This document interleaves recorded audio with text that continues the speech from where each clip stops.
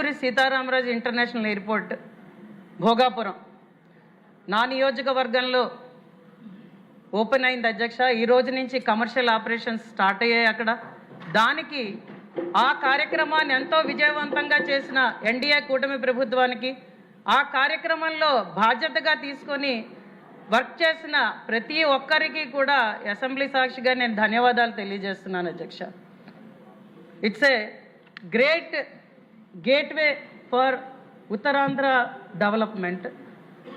అధ్యక్ష, గౌరవ సభలో విద్యాశాఖకు సంబంధించిన అత్యంత ముఖ్యమైన అంశం మెగా డిఎస్సి 2025.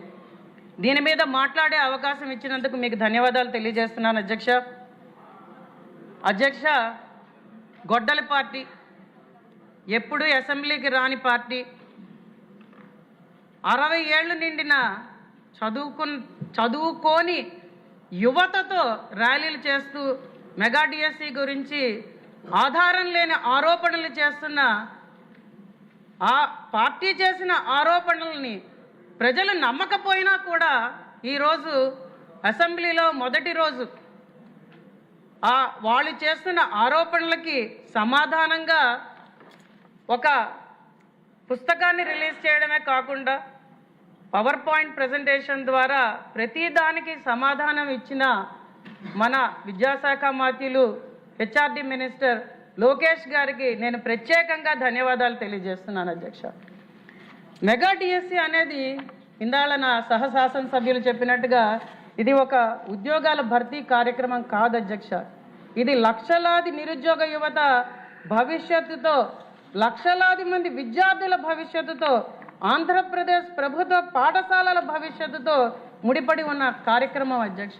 దాన్ని ఈరోజు ఈ గొడ్డల పార్టీ సభ్యులు అవహేళన చేస్తూ ఎంతోమంది నిరుద్యోగుల మనోభావాల్ని దెబ్బతీస్తూ వాళ్ళని మళ్ళీ అనిశ్చితత వైపు, అభద్రతా భావం వైపు నెట్టివేసే కార్యక్రమాలు వీళ్ళు చేయడం నిజంగా ఇది చాలా సిగ్గుపడాల్సిన అంశం అధ్యక్ష.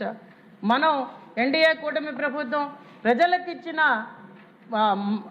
ఏదైతే మనం ప్రామిస్ చేసామో దాని ప్రకారం మనం గెలిచిన వెంటనే తొలి సంతకం ఈ మెగా డిఎస్సి మీద చేయడం జరిగింది. ఎంతో పారదర్శకంగా దీన్ని ప్రజల్లోకి తీసుకువెళ్ళి ఎంతో చక్కగా ఈ హామీని, ఈ కార్యక్రమాన్ని నిర్వహించి మనం సుమారు 16,000 పైచిలకు ఉద్యోగాలని భర్తీ చేశాం ఈరోజు అధ్యక్ష. ఉపాధ్యాయ పోస్టులు భర్తీ చేయడం అనేది ఇది మామూలు విషయం కాదు అధ్యక్ష. నిజంగా దాన్ని ఈరోజు ఈ గొడ్డలి పార్టీ వాళ్ళు దాన్ని పక్కదోవ పట్టించడానికి, ఎక్కడో ఢిల్లీలో జరిగిన కార్యక్రమం, అది టోటల్గా డిఫరెంట్ అంశం అధ్యక్ష. దాన్ని పట్టుకొని ఈరోజు వాళ్ళు మాట్లాడడం నిజంగా చాలా బాధాకరమైన అంశంగా నేను తీసుకుంటున్నాను అధ్యక్ష. వైఎస్ఆర్సీపీ నాయకుల్ని నేనైతే ఒకే ఒక ప్రశ్న అడుగుతున్నాను అధ్యక్ష. మీరు అధికారంలో ఉన్నప్పుడు డిఎస్సి ఎందుకు నిర్వహించలేకపోయారు? మరి మీరు అధికారంలో ఉన్నప్పుడు నిర్వహించిన ఏపీపీఎస్సీ మీద ఈరోజు ఎన్ని ఆరోపణలు వస్తున్నాయి? కోర్టు ఎన్ని రకాలుగా మీకు మొట్టికాయలు వేస్తున్నది? సిట్ ఇచ్చిన నివేదికను మీరు చూసుకున్నారా అని కూడా నేను వాళ్ళని ప్రశ్నిస్తున్నాను అధ్యక్ష. మరి 5 సంవత్సరాలు నిరుద్యోగ యువత అందరూ కూడా డిఎస్సి ఎగ్జామ్ ఎప్పుడు పెడతారా, ఎప్పుడు నోటిఫికేషన్ వస్తుందా అని ఎదురు చూసిన తరుణంలో 6,000 పోస్టులతో ఎలక్షన్ల ముందర తూతూ మంత్రంగా నోటిఫికేషన్ రిలీజ్ చేశారు అధ్యక్ష. మరి మనం వచ్చిన తర్వాత దాన్ని సవరణలు చేసి మరి విద్యా వ్యవస్థని ఏదైతే భ్రష్టు పట్టిందో 2019-24 మధ్యలో దాన్ని ప్రక్షాళన చేయాలి. ప్రతి క్లాసులో కూడా ఒక టీచర్ ఉండాలి.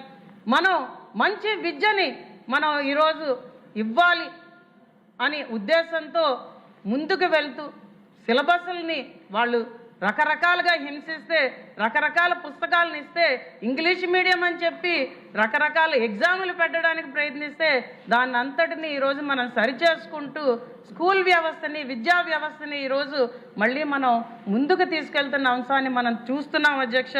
మరి వైఎస్ఆర్సీపీ పార్టీ వాళ్ళు 5 ఏళ్ళు ఏం చేశారు అధ్యక్ష? ప్రభుత్వం వాళ్ళ చేతుల్లో ఉంటే ప్రతి ఏడాది వార్షికంగా ఇవ్వాల్సిన నియామకాలని వాళ్ళు చేశారా అధ్యక్ష? ఇందాళ మంత్రి గారు చెప్పినట్టుగా స్కూల్ డ్రాప్అవుట్స్ పెరిగిపోయి అధ్యక్ష. అప్పుడు మళ్ళీ వాళ్ళందరూ ఈరోజు వెనక్కి వస్తున్నారు. నేను ఒక గవర్నమెంట్ స్కూల్ విద్యార్థిని అధ్యక్ష. మా నాన్నగారు కూడా ఒక టీచరే. ఖచ్చితంగా ఈ అంశం గురించి మనం మాట్లాడాల్సిన అవసరం ఉన్నది. మనం ఇచ్చిన వివరణ ఈరోజు వాళ్ళు సిగ్గుతో తలదించుకునేటట్టుగా ఉన్నదని కూడా నేను ఈరోజు చెప్తున్నాను అధ్యక్ష. ఇది కేవలం ఉద్యోగం కోసం సంవత్సరాల తరబడి చదివిన ప్రతి యువకుడి ప్రశ్న అధ్యక్ష. ఇప్పుడు ఎన్డీఏ ప్రభుత్వం వేలాది ఉపాధ్యాయ పోస్టులను భర్తీ చేస్తుంటే అదే ప్రక్రియపై ప్రశ్నలు లేవనెత్తడం సులభం, ఆధారం లేని ఆరోపణలు చేయడం కూడా చాలా సులభం. కాబట్టి వైఎస్ఆర్సీపీ చేస్తున్న ఆరోపణలు అవన్నీ మనం పక్కకు పెట్టేయచ్చు అధ్యక్ష. ఇందాళ్ళు చక్కగా చెప్పారు మంత్రి గారు, 336 కేసులు ఫైల్ అయితే వాటన్నిటికీ కూడా ఈరోజు వివరణలు ఇవ్వడం జరుగుతున్నది. అందులో 49ని కొట్టివేయడం కూడా జరిగింది. వాళ్ళు చేస్తున్న దాంట్లో ఆరోపణల్లో ఎటువంటి లోతు లేదు అధ్యక్ష. ఈరోజు కొత్తగా మొదలెట్టారు, రోజుకొకటి. ఏడాది అయిన తర్వాత అది కూడా రోజుకొకటి. పేపర్ లీక్ అయితే ఇప్పటిదాకా ఏం చేశారు అధ్యక్ష?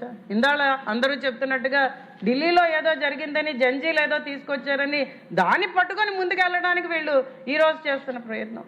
మంత్రి గారు ఎందుకు రాజీనామా చేయాలని వాళ్ళు అడుగుతున్నారని ఈరోజు నేను చాలా గట్టిగా ఈ అసెంబ్లీ వేదికగా కూడా వైఎస్ఆర్సీపీ పార్టీ వాళ్ళని ఈరోజు నేను ప్రశ్నిస్తున్నాను అధ్యక్ష. ఎందుకంటే చక్కగా చేశారు. ఆ రోజు వాళ్ళ కళ్ళల్లో ఆనందం మనందరం కూడా చూసాం. తల్లిదండ్రులతో కలిసి నియామకులైన ఉపాధ్యాయులందరూ కూడా ఇక్కడికి వచ్చి వాళ్ళ అపాయింట్మెంట్ లెటర్స్ తీసుకుని ఎంతో చక్కగా కార్యక్రమాన్ని చేయడం కూడా మనం ఇక్కడ ప్రత్యక్షంగా చూసాం అధ్యక్ష. కాబట్టి ఇది పేదవారి కుటుంబంలో ఏదైతే వెలుగులను నింపిందో ఈ డిఎస్సి, దాన్ని వీళ్ళ అవహేళన చేసేటట్టుగా మాట్లాడడం మటుకు సరి అయిన పద్ధతి కాదని కూడా వాళ్ళందరికీ కూడా ఈరోజు తెలియజేస్తున్నాను అధ్యక్ష. మరి అన్నీ కూడా చాలా పారదర్శకంగా చేశామని ఇందాక మంత్రి గారు చెప్పడం జరిగింది. 150 రోజుల్లోనే పూర్తి చేసిన ఈ ప్రక్రియ ప్రతిదీ కూడా చట్టపరంగా న్యాయపరంగా జరిగిందని కూడా చెప్పింది. వీళ్ళకి ఏమైనా ఆధారాలు ఉంటే తీసుకొని ముందుకు రండి, తెప్పించి ఇష్టం వచ్చినట్టు మాట్లాడొద్దని కూడా ఈరోజు గొడ్డలి పార్టీ వాళ్ళకి చెప్పడం జరుగుతున్నది అధ్యక్ష. మరి వీళ్ళు ఉన్న 5 ఏళ్లలో విద్యా వ్యవస్థని ఎంత నాశనం చేశారో మనకు తెలుసు. ఇప్పుడు మనం వచ్చిన తర్వాత మెగా పేరెంట్ టీచర్ మీటింగ్ పెట్టుకుంటున్నాం. షైనింగ్ స్టార్స్ అని చెప్పి విద్యార్థులను అభినందించి వాళ్ళకి ప్రత్యేక వసతులు కల్పిస్తున్నాం. అలాగే వాళ్ళకి మెడల్స్ ఇస్తున్నాం, సర్టిఫికేట్స్ ఇస్తున్నాం. అందులో ఉత్తీర్ణులైన వాళ్ళకి ఫర్దర్ స్టడీస్ చదువుకోవడానికి కూడా ప్రత్యేకంగా చాలామంది శాసనసభ్యులు ముందుకు వచ్చి వాళ్ళకి అవకాశాలను కల్పిస్తున్నారు ఈరోజు. మరి ఇవన్నీ మింగుడు పడట్లేదు అధ్యక్ష వీళ్ళకి. ఇది ప్రత్యేకంగా మనం చక్కగా చూస్తున్న దాన్ని ఎలాగైనా దీన్ని పక్కదోవ పట్టించాలి అని వీళ్ళు ఆలోచిస్తున్నారు అధ్యక్ష. కాబట్టి నేను ప్రభుత్వ పాఠశాలలో మళ్ళీ నమ్మకం కలిగించే విధంగా ఈరోజు మనం విద్యా వ్యవస్థని మళ్ళీ ముందుకు తీసుకెళ్తున్నాం. అలాంటి తరుణంలో ఇలాంటి అసహ్యకరమైన పనులు చేస్తున్న వీళ్ళు దీన్ని తక్షణమే మానుకోవాలని ఈ అసెంబ్లీ సాక్షిగా నేను చెప్తున్నాను అధ్యక్ష. ఈ సందర్భంగా హెచ్ఆర్డీ మంత్రి శ్రీ నారా లోకేష్ గారిని నేను ప్రత్యేకంగా అభినందించాలి అధ్యక్ష. ఎందుకంటే ఒక మంత్రి పని కేవలం ఫైళ్లపై సంతకం చేయడం కాదు, పాలసీని అమలు చేయాలి, వ్యవస్థను మార్చాలి, విద్యార్థి ఫలితాలను మెరుగుపరచాలి, ఉపాధ్యాయులకు గౌరవం కల్పించాలి, నిరుద్యోగ యువతకు అవకాశాలు కల్పించాలి. దీన్ని ప్రతిదీ కూడా ఆయన చాలా చక్కగా ముందుకు తీసుకువెళ్తున్నారు అధ్యక్ష. కాబట్టి నేను వైఎస్ఆర్సీపీని ఇంకొకసారి సూటిగా సవాల్ చేస్తున్నాను. మీరు చేస్తున్న ప్రతి ఆరోపణకి ఒక్క ఆధారాన్నైనా చూపించండి. పూర్తి ఆధారాలతో సభలోకి వచ్చి మాట్లాడండి. బయటకు వచ్చి మీరు కూడలిలో చేస్తున్న నాన్సెన్స్ అంతా కూడా మానమే ఈరోజు ప్రజలే చెప్తున్నారని కూడా నేను చెప్తున్నాను అధ్యక్ష. కాబట్టి మనం ఎన్డీఏ కూటమి ప్రభుత్వం, ఇది మంచి ప్రభుత్వం, ఇది ప్రజల ప్రభుత్వం అని ఈరోజు ప్రజలు నమ్ముతున్నారు అధ్యక్ష. ఈ భవిష్యత్తును రాజకీయాలకు బలి చేయకూడదు. మనం ప్రతి విద్యార్థికి కూడా మంచి విద్యను అందించాలంటే మంచి అధ్యాపకులు కూడా ఉండాలి. కాబట్టి దాన్ని దృష్టిలో ఉంచుకొని మన ప్రభుత్వ లక్ష్యం స్పష్టంగా ప్రజల ముందు ఉంచుతున్నాను అధ్యక్ష. ఉపాధ్యాయులకు ఉద్యోగం, విద్యార్థులకు నాణ్యమైన విద్య, ప్రభుత్వ పాఠశాలలకు ప్రజల నమ్మకం, యువతకు నిరంతర ఉద్యోగ అవకాశాలు. ఇదే దిశగా పనిచేస్తున్న ముఖ్యమంత్రి నారా చంద్రబాబు నాయుడు గారిని, ఉప ముఖ్యమంత్రి పవన్ కళ్యాణ్ గారిని, హెచ్ఆర్డీ మినిస్టర్ లోకేష్ గారిని, మిగిలిన మంత్రివర్గాన్ని, సహశాసనసభ్యుల్ని అందరినీ కూడా నేను ఈ అసెంబ్లీ సాక్షిగా అభినందిస్తూ మనం ఖచ్చితంగా విద్యార్థి గెలవాలి, ఉపాధ్యాయుడు గెలవాలి, నిరుద్యోగ యువత గెలవాలి, తద్వారా స్వర్ణాంధ్రప్రదేశ్ నిర్మాణం సాగాలి అని చెప్తున్నాను అధ్యక్ష.